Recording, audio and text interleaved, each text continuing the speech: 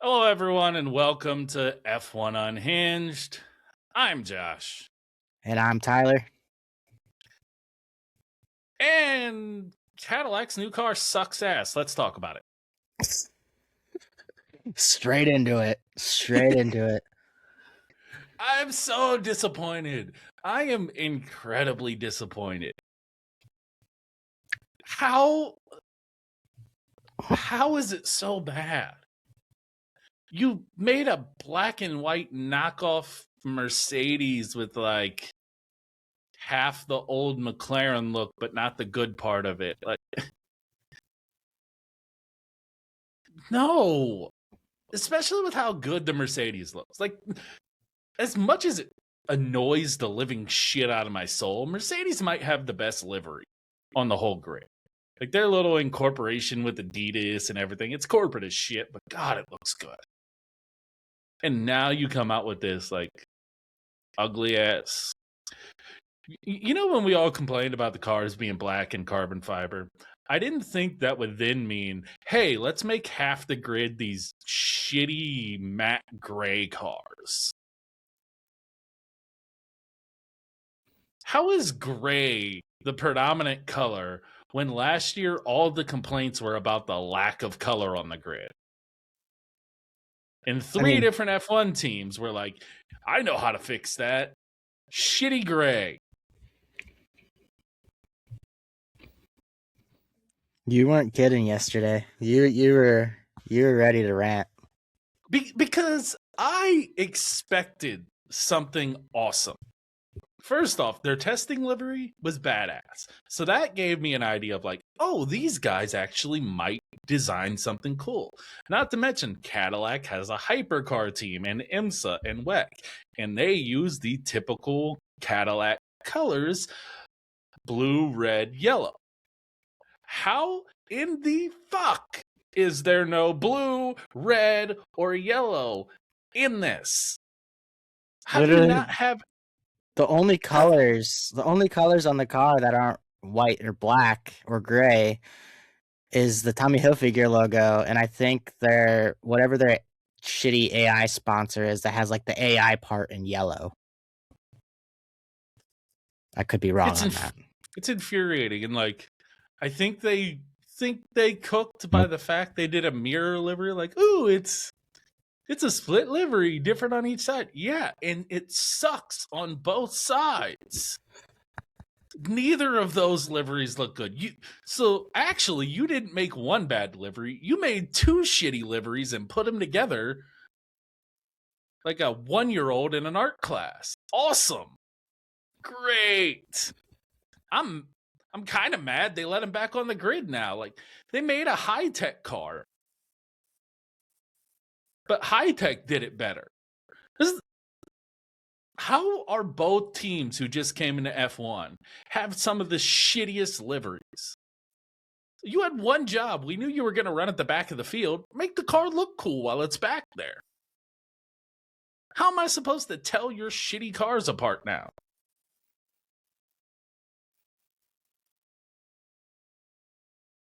Because the Audi catches on fire so much, it's going to be half black. And now you have this weird ass Cadillac, and it's just like, I don't get it. Bring fun livery colors back to Formula One. That's what I don't like. Especially your first year. You are making an introduction. How does it suck this much? And like, you get a half point for the split livery, so it's a 0.5.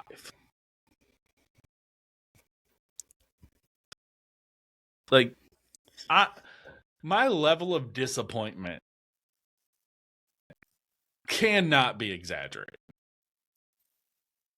I am mostly in agreement, but like, there's one cool aspect to livery that I saw, and it was only from photos. Well, obviously, that's the only way you're gonna really see it anyway.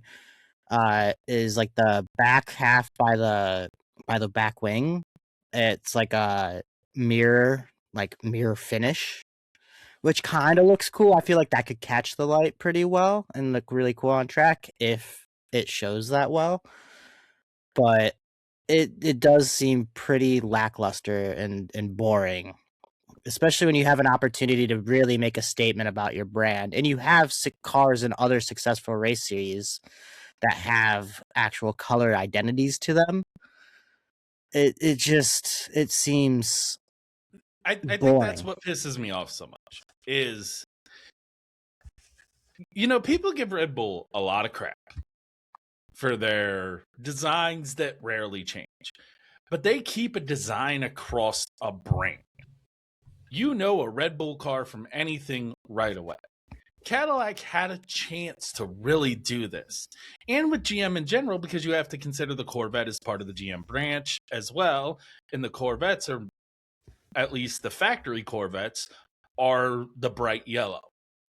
You had a chance to do something across all your brands that stuck with all your brands.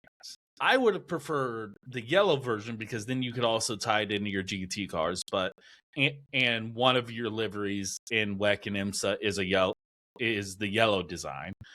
But you had 3 different colors you could choose from.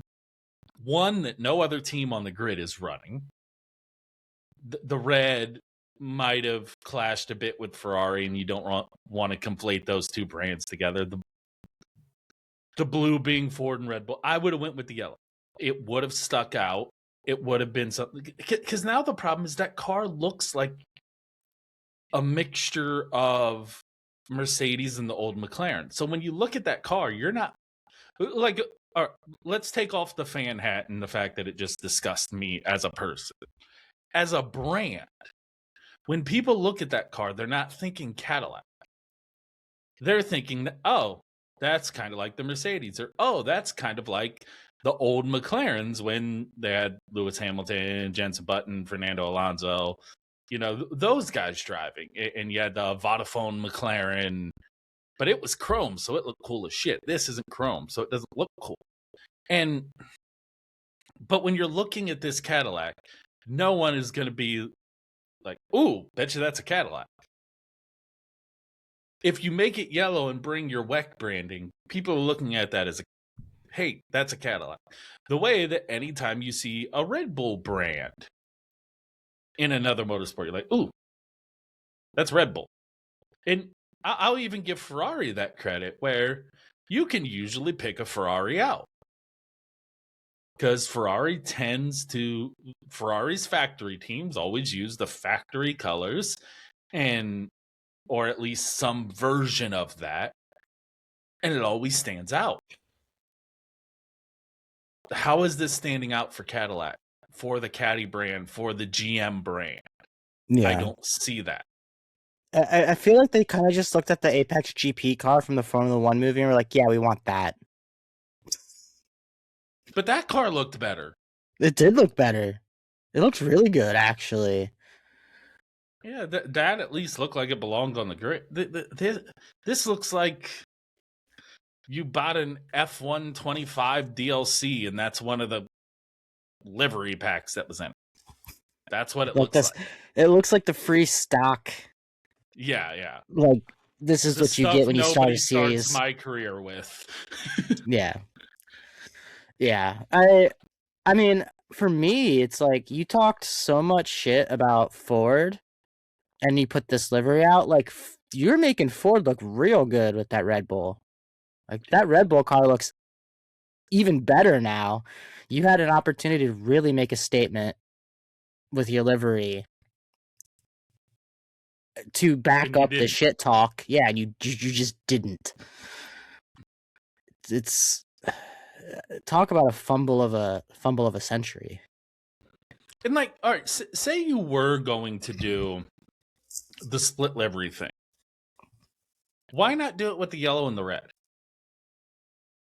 That would actually make sense, because hey, you're using a Ferrari engine, so you could do the yellow and the red, the Cadillac yellow, the Ferrari red, mix that together, and that makes a lot of sense.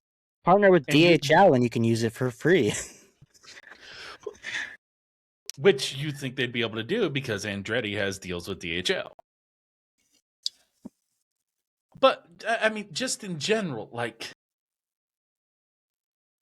try harder to set yourself apart if you're... Also, the reveal video sucked. I can't believe they paid that much money for a Super Bowl ad to barely show the livery. They did have their car in Times Square. I mean, that's cool and all, but we both know how much Super Bowl ads cost. You pay that much money for a Super Bowl ad for people not to see the car? It was like a 2-second snippet of livery where you had to like then go find pictures online to figure out what it actually was, because it just kind of looked like a camera flash at first, not a split livery. True. So, I don't know. It's stupid. I hate it. On to the next. Yeah. My same opinion about Audi's livery. I expected way more. You disappointed me. I shun you for life. Shun the non-believer. Shun. No, shun the people who talk shit on other teams and then didn't even deliver a cool-looking car. If there's anyone in the audience that's listening to this and gets that reference, the shun the non-believer part, please comment below, because we love you, and we want to know that our millennialness is alive and true. On liveries, obviously Cadillac was yesterday. I'm confused, but about it. I thought Aston was today, but apparently it wasn't. No, I don't know. Aston was that last week or something? I don't know. Somewhere in that time. Seedstream popped up a notification literally before we jumped because on. It was the same damn Aston that it's always been. And then we had Mclaren, which I'll wait to touch on Mclaren, but talking about Aston, because we can talk about McLaren real quick, because there's more Aston stuff to talk about. Yeah, I just feel like it'd be nice to not bash everything, so we can talk about McLaren now, since I have good things to say about that. About McLaren? That's a first. Well, it looks like a McLaren. Like they were pretty heavy on that during their little broadcast about it. They're like, we just like, if it isn't broke, don't fix it. We wanted to keep it, pretty consistent. I agree with that. I see that car. It's a McLaren. Yeah. Is it anything world changing? No. They're probably gonna have some cool one-off liveries like they normally do. Cool. I like it. It looks like a McLaren. It really, that's all I wanted. Like, that's all.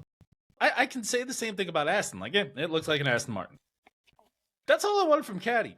And I can even give Audi a pass, because Audi's looks like an Audi. I just think they thought, which is weird for me considering supposedly they did research into it, I think they thought it would look cooler on track than it does.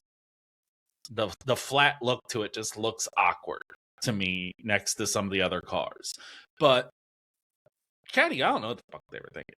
But all I wanted was a Cadillac that looked like a Cadillac. Like, the branding made it feel like a Cadillac. And maybe that's just because I'm old and I grew up in a time period where Cadillacs were popular cars. I remember a lot of big body Cadillacs, and it's like, it'd be cool to see something that feels like it embodies the Cadillac brand's new era, and it doesn't feel like that. And that's kind of what I don't like. The McLaren looks like a McLaren. Yeah, as a McLaren fan, I like it. I mean, it looks like a McLaren. I don't have to buy any new garb to be a McLaren fan, which is solid. But I think I liked their little broadcast, like most of it. I would say like 95% of it I liked. Very, very simple. Just sit and talk. No, not super flashy. Not, like overly done. It was pretty nice. I think the last 5% that rubbed me wrong is just how much emphasis they put on the Saudi money that's involved. Not only were they at Bahrain, and like Bahrain did this massive fireworks show at the end of it, but there was a point when they were showing the car, and like it was Oscar, Lando, Andrea, and Zach Brown, and Oscar was talking, and Zach Brown like nudged him and said, "What?" Because I think they asked like, "What race are you most excited for?" And Zach Brown nudged Oscar and was like, "Bahrain," like very loudly, and I was just like, "That just it feels dirty." I don't. I And if don't Christian like. Horner would have done that, oh, fucking. Yeah, it's like I mean, Saudi money's in everything, unfortunately. But it didn't feel good to me. And I mean, obviously, I have a very different moral compass than most F1 fans, and a very very different things that I believe in. Uh, but it didn't feel great, and I think that 5% kind of just tarnished it a little bit. Like, I I don't know. think Zach Brown is a breed of team manager that already died and he doesn't realize it's dead yet. Either that or he's trying to revive it. But nobody likes him, so it's not helping. I think having Christian Horner to attack made Zach Brown look better because of the things that Christian Horner was going through. I think without someone to point to as a villain, people just realize that Zach's kind of a cunt. And it is those little things that he does, those little corporate fucking Walmart store manager tactics that he does that just drives me up a wall sometimes. And Well, you got to I mean, think. they all do it. Like a lot of the team people do it. Like, God, we had to listen to that long ass MS Cruises bullshit. What car reveal was that? Was that Alpines? That did I think it was their Alpine. on the boat, and we had to listen to that bullshit forever. Like, I mean, they do it. Everyone does it, but I don't know. Just something about when Zach Brown does it. It just I feel like that fucking fat dude in operation, just like. Zzz. Well, I think it's especially in Zach Brown's case, he's an American. He is heavily capitalistic. And I've An traveled. American running a team originally born in New Zealand that operates out of the UK, but all on fucking Bahraini and Saudi money. Yeah, but I've had a lot of experience traveling abroad, Europe and various other places, and obviously capitalism exists everywhere or in most places, but I can speak to the fact that Europeans aren't the same vibrant, out there kind of people with it. Like, obviously, we had the Alpine thing. I think that's more because they have American investors. But Zach Brown, I think, is For so loud now. about it. Yeah, for now. I think Zach Brown is so loud about it because that's the circles he runs in. And you give a capitalist a microphone, they'll shout from every hill. Like, so And all Zach Brown seems to be doing lately is shouting from hills, and I think that's honestly why it's annoying. Is I don't think, at least me personally, I don't think I would be as annoyed with any of the things he was doing if every time I look up something on an F1 media site, Zach Brown isn't saying something about someone or some funding or some, like, feels like a fucking NASCAR post-race interview where you forget what somebody's saying because they spend so much time thanking their sponsors that they don't have sentences anymore. Or you're talking crap about someone. Those seems like to be the only two things Zach Brown can do: fondle a sponsor or talk shit about an opposing driver or team. And it gets to a point where it's just kind of annoying. Yeah, and it's like I mean, I actually have a lot of respect for Lando and how he handled his interviews portion of it. He wasn't super like cocky about it or anything. But like you have you have Lando, then you have Oscar, who's just like super quiet and reserved, and then you have Zach, and it's just this weird dichotomy of personality. and I feel You bad know what's for Oscar Lando. you know what's going to be fun to see though. Well, maybe not for you, but for me, when things start going bad at McLaren again, because this is F1. No one stays on top. No one. We watched it happen with Mercedes. We watched it happen with Red Bull. Like, no one stays on top. This sport's too cutthroat, too competitive. There's too much money involved. No one stays on top forever. Yeah. So I'm really interested in how McLaren holds together or how they don't hold together when things start going bad, because I'm not sure they built the greatest foundation on the way up to maintain things when things go bad, because I think they ruffled too many feathers within on their way up. And I that's would one of agree with those that. teams when things go bad, I could see them in a situation like Aston is right now, where you just kind of start hemorrhaging people who quickly lose belief in the project because the people around aren't believable. Yeah, I fully agree with that. And I don't know. I mean, I think McLaren picked a bad time to win a world championship because we're coming into new regs where cars are completely different. They could just have a one-off championship and not have a reign like Merc did or like Red Bull did. I mean, yeah, but you still want to have that one-off. Ferrari would kill for a one-off championship right now. Ferrari would kill for a pole position in qualifying. No, because they'd probably get disqualified for plank wear again. True. But yeah, speaking of come ups, Mercedes is in the crosshairs of quite a few teams, including the FIA. Oh. I don't know if I can smile big enough for this. All right, sometimes I love pettiness, and Red Bull might have just pulled one of the pettiest moves in recent F1 history, and I love it. I love it. I live for these things. So for those who haven't been paying attention, like the autistic kids we are, there's been a whole big thing in the off season of this compression ratio thing, which is basically within the Pistons, the compression ratio is locked at 116. You cannot go beyond that.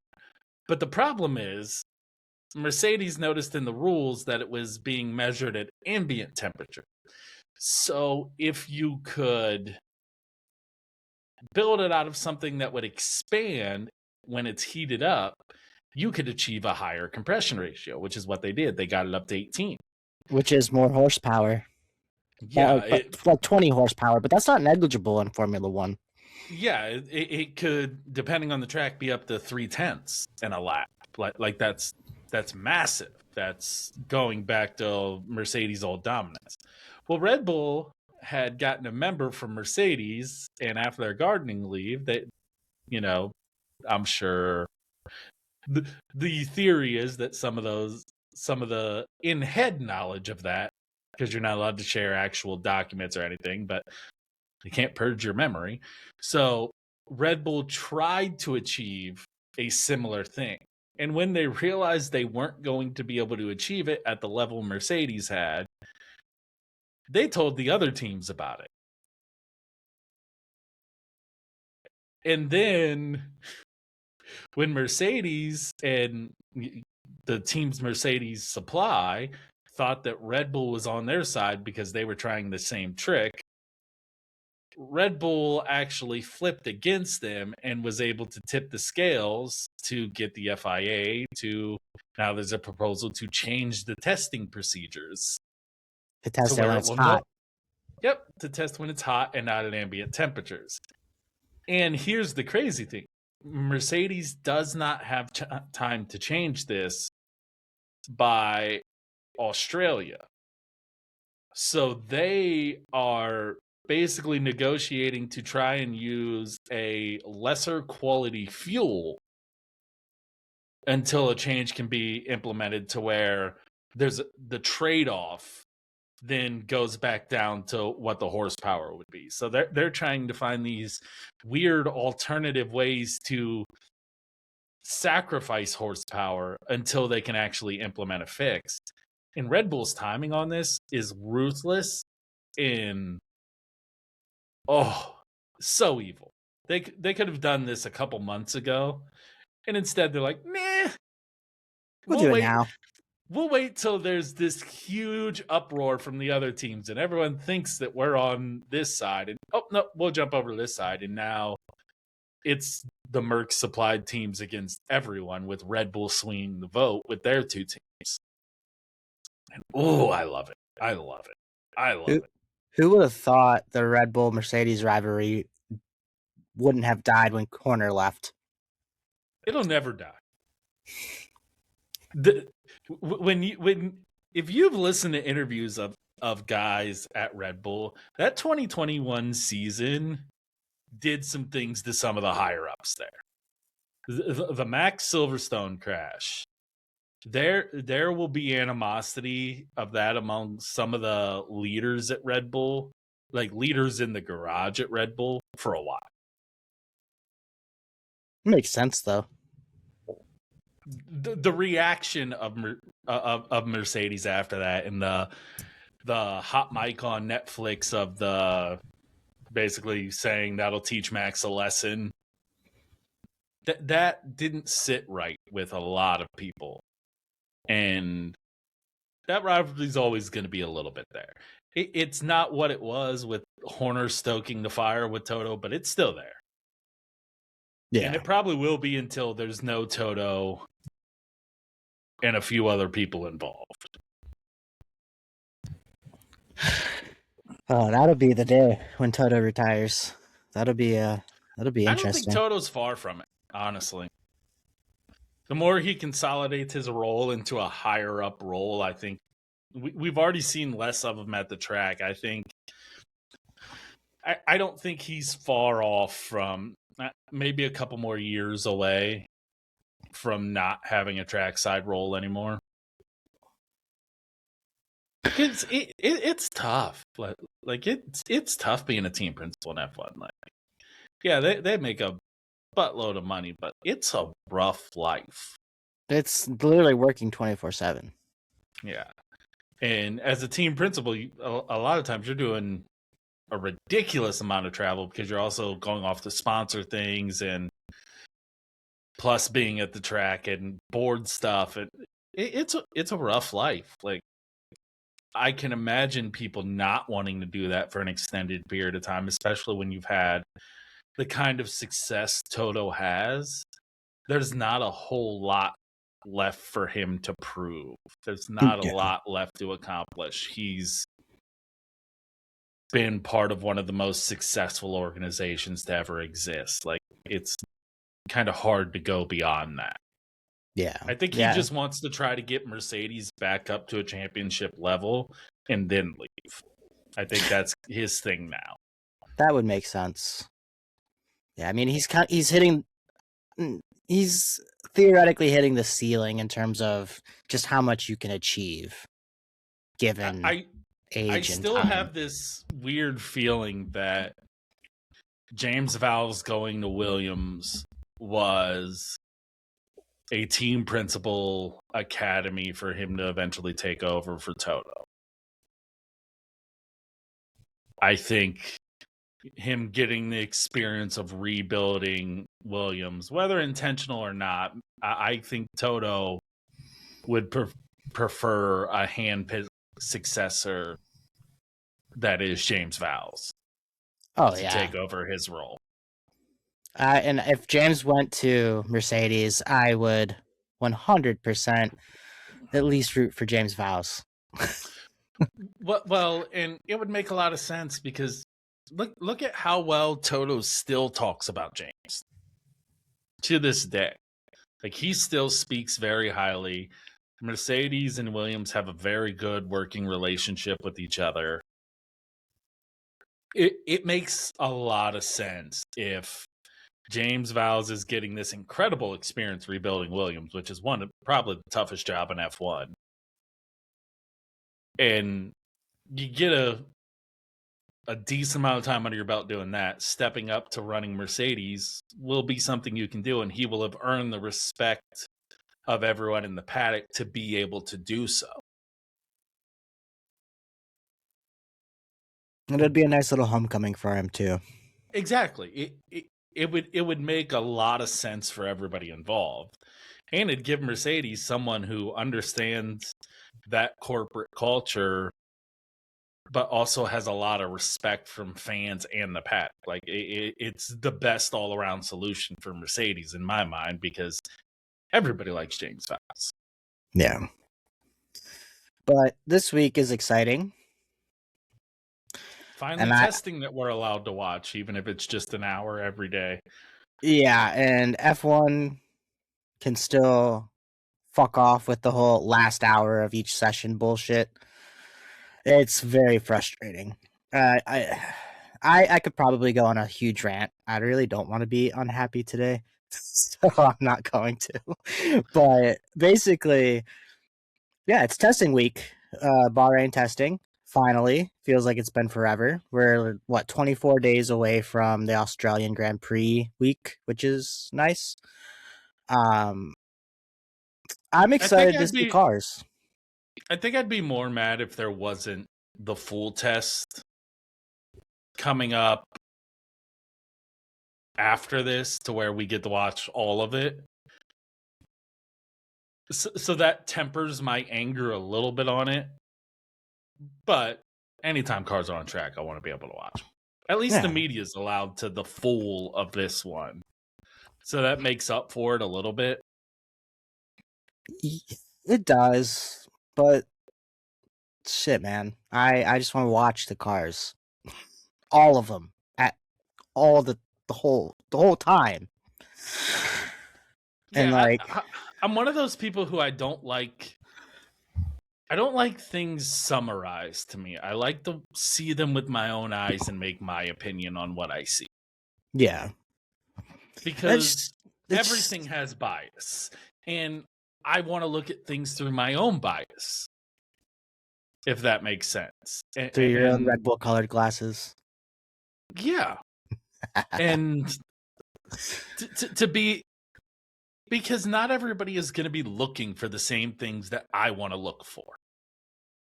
So, and whether the things I think are right or not, they're the things that are important to me, and I want to be able to look at those things. And, you know, I have certain corners that I want to see how a car's planted in. Not really. That's what I always look at in testing. In testing, I don't look at the speed unless it's something crazy. For me, it's like, how controllable does the car look? Especially being a Red Bull fan, that is remarkably important for that team with how uncontrollable their cars have been at times. And so to me, a lot of it is how much is the driver moving their hands throughout the lap? Is it a steady, we're getting it? Because to me, that's going to say a lot more about the platform of the car than the lap time does. And a lot of the summaries are all about who did the best time, who did this, who had this issue. And it's not like, hey, this is the car that looks stable and planted. This is the car where the drivers were fighting throughout the whole lap. Those are the things that I want to look at. And you can only do that watching the drivers drive, seeing the onboard footage when they show, you know, things like that, and seeing the car's energy and the way that it takes, you know, how is it going to take the bump going into turn one in Bahrain? Because that's going to tell you a lot of who's running low, whose platform is good.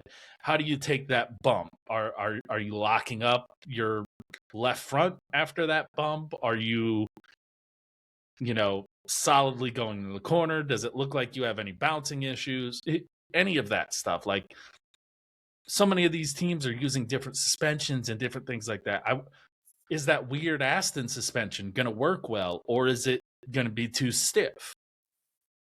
We'll be able to see that looking at how it takes a couple bumps in Bahrain. You know, things like that. And I know we'll get to see it in the next test, but I would like to be able to compare the version that shows up this week for the test and the version that shows up next week for the test, to know if they got better, if they noticed, because that'll tell you if they notice a problem in their platform. If the car looks different over bumps 2 different weeks, you know that they noticed something in their platform and changed it. And that's going to give you an idea of what each team thinks they need to work on. Yeah. And those are the things you miss when you only get to see an hour every day of practice. Yeah. But you said there's what other testing is there after Bahrain? So there's another Bahrain test a week later that no. is 3 days as well, and that should be fully televised. As of right now. Well, that's now we're getting into the stuff that's organized by the sport and not the teams. These are the official FIA tests, so they have less say in how that goes. That's fair. The other one was strictly arranged by the teams at the team's request. They really pushed for it. So the teams had a little bit more leeway to make their own rules. These are the FIA tests. The teams don't really have a lot of say in that. Yeah, that's fair. For those listening in Eastern Standard Time in the U.S., testing begins Wednesday for what we can watch. Testing for us is at 10 a.m. Yes. Eastern Standard Time. And so if you're farther west, it's basically an hour plus for later times or earlier. Well, yeah. Earlier. Earlier times. Time zones are hard. brain no more. I feel that. I am excited about a lot of the new stuff. I'm interested in how this engine stuff is going to pan out with Mercedes. I'm actually surprised something's being done about it. I thought the FIA were going to be like, yeah, we'll see how it goes after a couple months. I didn't think they'd agree to be like, yeah, we'll change the test for Australia. Well, I'd imagine if it was negligible, they probably would have just shrugged it off and been like, whatever. But an increase up to 20 horsepower because of that advantage is huge in Formula One. That is mental. Yeah. And so I don't feel like they had a position to say, it's fine, we'll see how it goes, because that advantage itself could decimate competition. Especially once Red Bull changed sides. I think that ends up being the big thing is when because Red Bull can kind of offer something that the other teams can't, where it's like, yeah, this isn't a simple implementation because we've been trying to implement it and it's very complicated to do. So now you're in a situation where like, okay, if we don't police this, we could have half a season where it's only Mercedes backed cars at the top. Yeah. And the other thing to watch for this week, though, I don't want to forget to bring this up because I forgot to bring it up last week in the podcast. In the first test, the one in Barcelona, we were not using the new fuels. Mm-hmm. Teams were not required to use the 100% sustainable fuel that they will have to use for the season. That's a big difference. They have to be used at this week's test and going forward. Everything going forward, they are required to use those fuels. There has been a little bit of chatter that these fuels might matter a lot more than we think. That there's a big, because there's not, how do I explain this? There is not one way that they were told they had to get a sustainable fuel. It just has to be a certain level.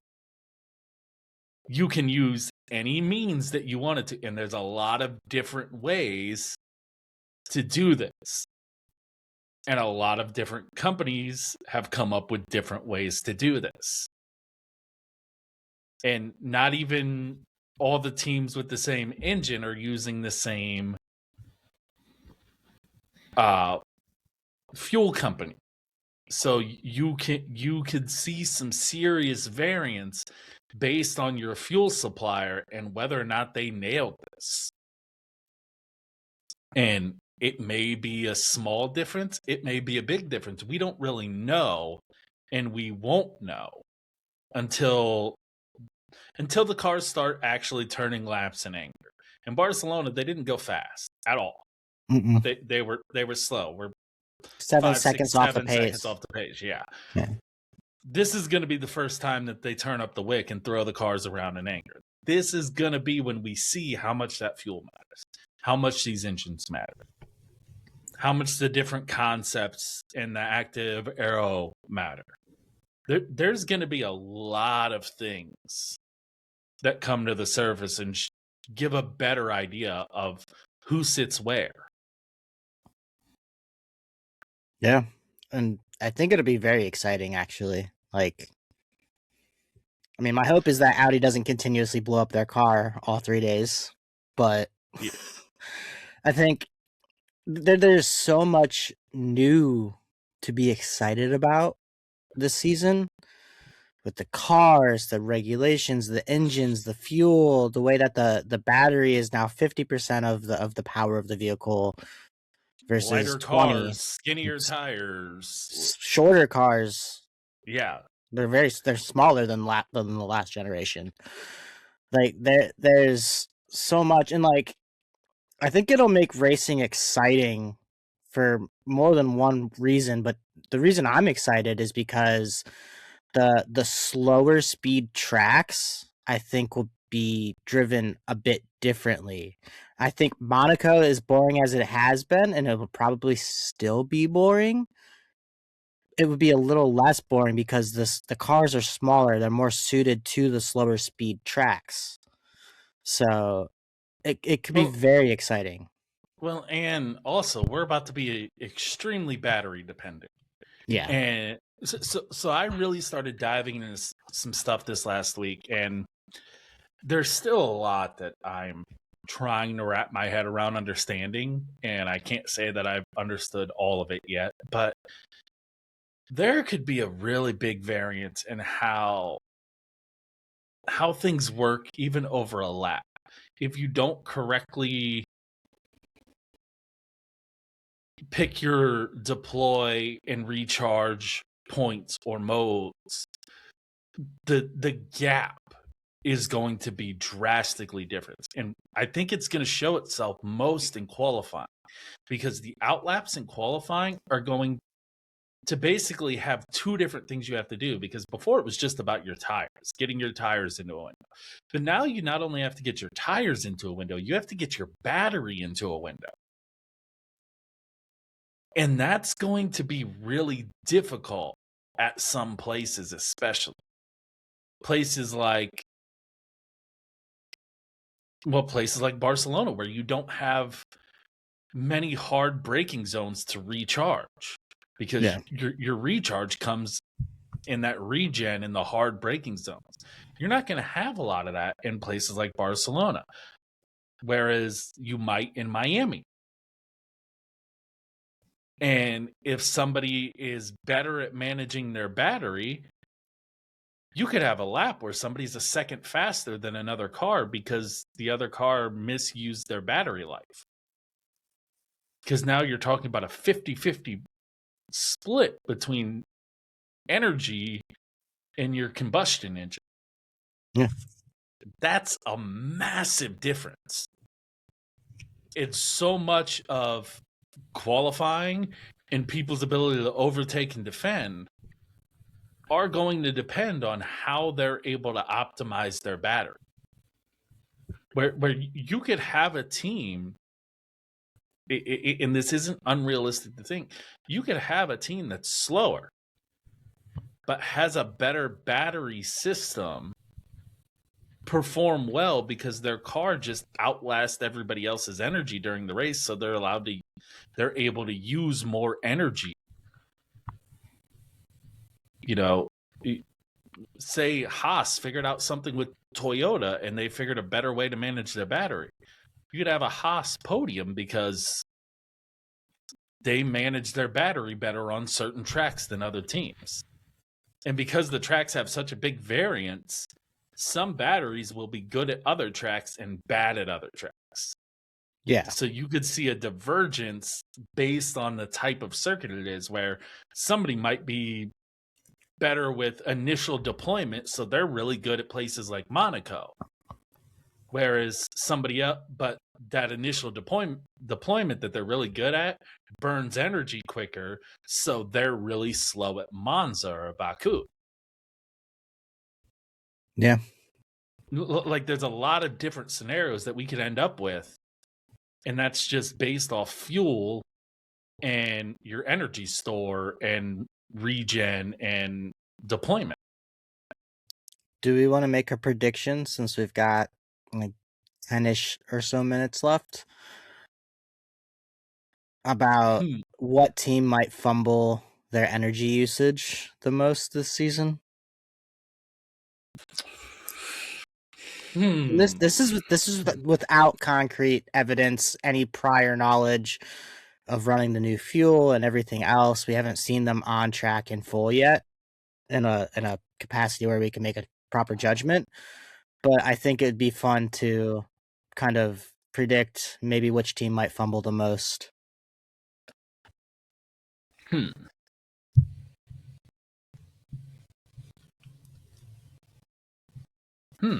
That's a good question.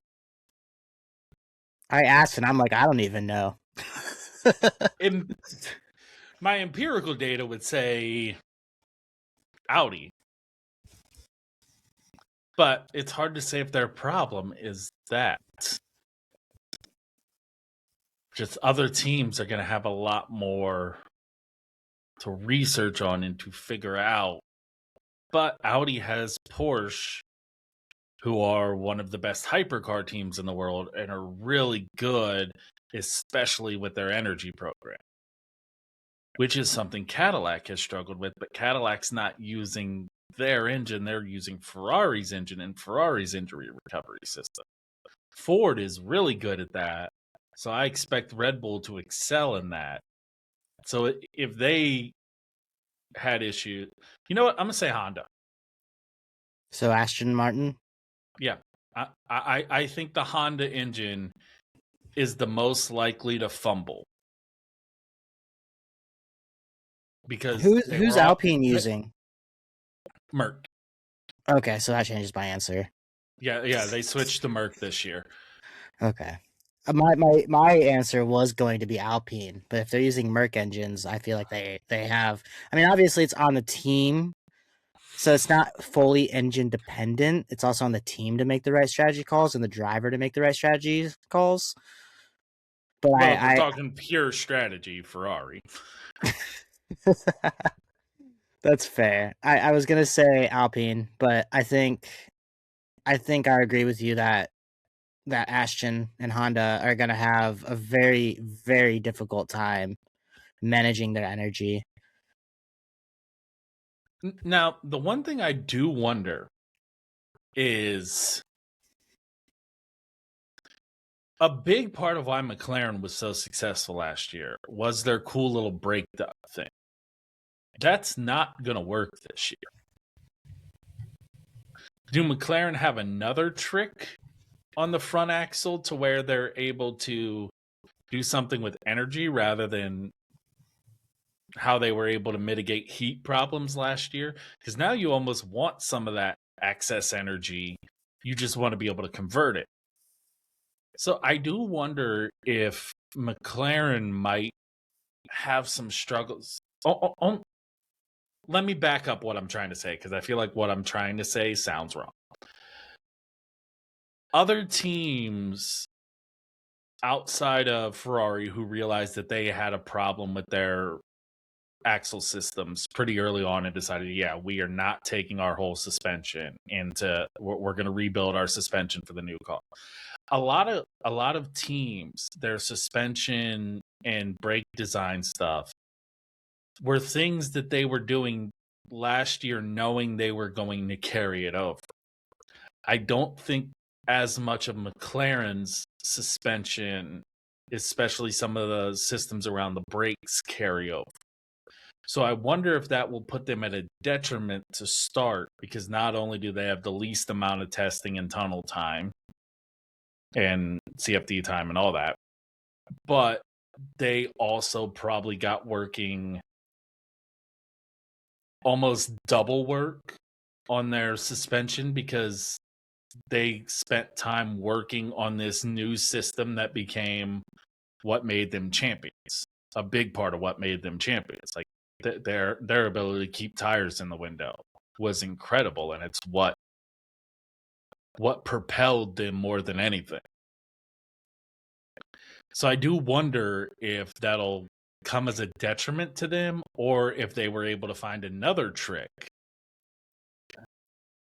But we know that was a multi-year project that was being worked on for years before it was implemented. That was a project that started at Red Bull and moved its way over to McLaren when staff moved. Yeah. So that's one thing I do wonder about McLaren is, are they going to have either energy recovery or tire window deficiencies at the beginning of the season? That is an interesting thought process. It's hard to say. And that's why I can't wait for actually seeing a car in testing. But you know what would have told me that? We're not going to let it die. Yeah, you know what could have told me of that? What? Seeing how the car reacts in Sector 3 of Barcelona. Too bad I didn't ever get to see that. Yep. That would have fixed it all. Just that one sector. Josh would have been happy. I know it's the hyper focus that I get through testing, but I feel like I enjoy testing more than 90% of people because I watch every minute of it. I go back and rewatch, and I really focus in on things. I love testing.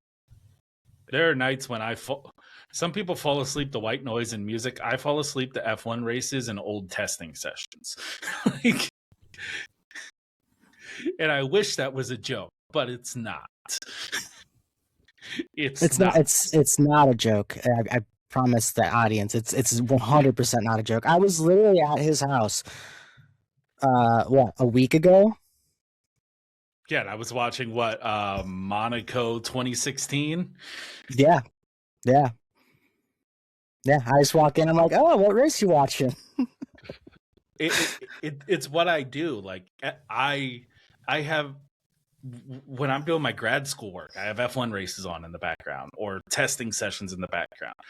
I am constantly looking at race cars. And I hate not being able to see the cars in testing because my eye gets less time to look at the things I'm trying to figure out. Yeah. And I know we'll still have a lot of time, but I'm going to complain about the time I missed regardless. You give me 2 weeks of televised testing, and I'm still going to be mad about the 1 week I didn't get. That's the obsession of being an F1 fan and a race fan. Like, it is what it is. That happens. But that feels like a good point to stop since we didn't actually get to see any cars yet. But finally, this week, we actually get to see a little bit of testing. And hopefully, when we come back Monday, we're going to have some actual opinions based on things we've saw and not just things that we've read or think and little interview snippets. I'm hoping that we at least see enough on track to develop some more solid opinions on what might be happening and what pecking order might actually exist. Yeah, and then the following week, or I guess next week, we have testing. Like actual legitimate testing where it should theoretically be all televised. And then we can all stop bitching about it finally. Oh no, I won't. I will be bitching about this next year. I'll never forgive them for this. I'll have a conversation in 5 years talking about it. You remember that one year F1 wouldn't let us watch any fucking testing? I'll never let go. This is Titanic, all right? Ooh, we're only 2 weeks out from our 1 year anniversary of doing this. Yay, look at us. We're on episode 40 currently. We did 40 episodes. We went from normal to unhinged real quick. It only took us it took us like half a season to realize that we should probably rebrand. And then we did it before the end of the last race. So it's like we already knew the off season was going to be wild. Yeah. And that our normal opinions would not suffice. No, and obviously with Aston shedding employees like they're shedding skin, I think it's probably appropriate that we don't hinge our opinions. Yeah, I'll agree with that. So we will be back same time next week, same crazy ass opinions, same Ferrari hate, and George Russell hate. Yeah, we were actually kind to George Russell this episode. We got to fix that next time. I didn't talk shit about him, so I guess that counts as being kind. Considering how we normally are, yes. Yeah. So we will see you guys back here again next week. As always, I am Josh. And I'm Tyler. And thank you guys so much for tuning in.